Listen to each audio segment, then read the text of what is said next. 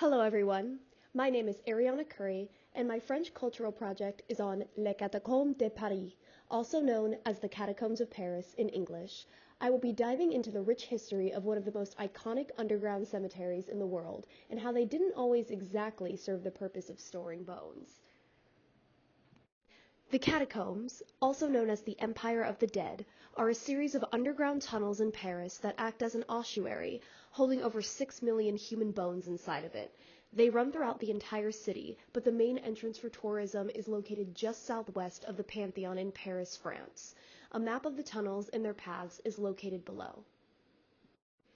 Below is a basic timeline of the Catacombs of Paris. Interestingly enough, these tunnels were actually created back in the 1st century BC, when the Romans dug up limestone from the banks of the River Seine to build the ancient city of Lutetia, creating large quarries underground.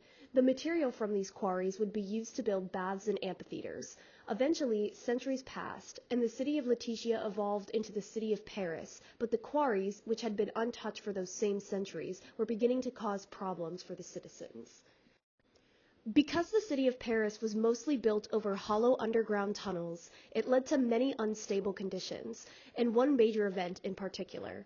In December of 1774, a major sinkhole collapsed in the town square of Rue d'Enfer-Rochereau, sometimes referred to as the Road to Hell, collapsed, resulting in the loss of 300 meters of land, collapsed buildings, and 84 people falling straight down to their deaths.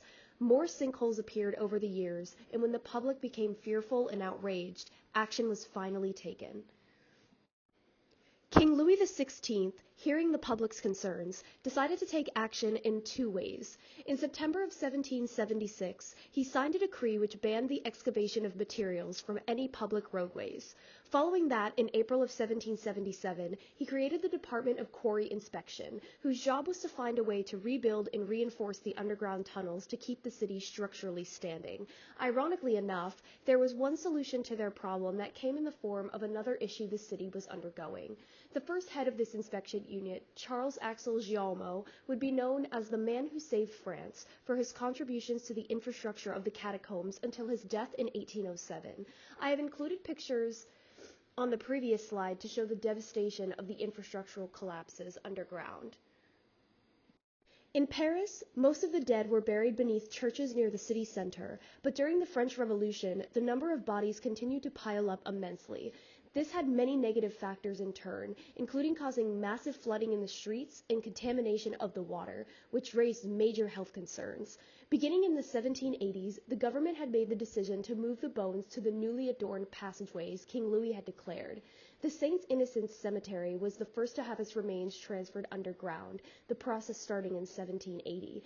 It housed over 10 centuries of remains from a plethora of locations, cadavers from the morgue, remains from churches, and bodies from the Hôtel Dieu, to name a few. The state of the air in the area had been so awful it had caused walls to be coated with a toxic dampness if touched or inhaled.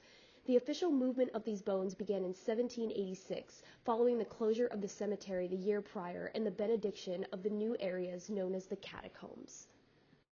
Charles Axel Guillaume was one of the heads of this transferal, using the help of priests and architects to keep everything mostly taken care of overnight. They used funeral carts draped in black sheets to carry all of the remains, and while they traveled, the priests would chant the offices of the dead. Their travels would end at a service shaft to dispose of each load. Transfers lasted 15 months, and by the year 1814, over 16 other cemeteries had been cleared out, increasing the total number of bodies to over 2 million. Bones were stacked into elaborate columns, tunnels, and archways, paying no mind to social class. A rich socialite could be buried next to a lowly peasant. No one could be able to tell the difference in bone anyways. Napoleon Bonaparte opened the catacombs to the public in 1809 as a way of mourning the losses of the French Revolution, but in 1860, more renovations were done and eventually completed during the urban development and the Haussmannian configuration. During the Second World War, the catacombs were reinvented for a new use, using them as a base for the French opposition. French resistance members would often use these tunnels to reconvene and meet, and keep spirits alive during dim conditions. However, the Nazis eventually ended up infiltrating the catacombs as well, using the tunnels to build underground bunkers for their soldiers. The French, however, had not let the invasion dim their hopes. One of the French resistance leaders, Henry Roy Tanguy, persuaded the citizens of Paris to take arms against their invaders. A medical student named René Sautel began mapping out the limestone tunnels, discovering secret entrances, exits, and German air raid shelters. He gave the plans to the resistance, which greatly gave France the upper hand in taking back their home during German control. In the present day, the catacombs are open to the public without any sort of special authorization, and it is open Tuesday through Sunday from 9:45 a.m. to 8:30 p.m. They are closed on the dates listed on this slide, but host up to 550,000 visitors annually. Each visit is limited to a maximum of 200 visitors at a time, and the tour is usually 45 minutes long. However, since 1955, people known as cataphiles have been known to break normal protocol and explore areas off limits from the tour. During these unauthorized investigations, they use headlamps and maps, tending to record their findings and even doing things such as drinking wine and throwing parties, which can last for days. Other times, people just sit and take in a silence unknown most to the rest of the world. From a general standpoint, the catacombs have captivated people since their formation in the 1780s, but no matter if you're a rule-following tourist or a rule-breaking cataphile, there's no denying that there's something incredibly intriguing and interesting about the history of death below one of the most beautiful cities in the world.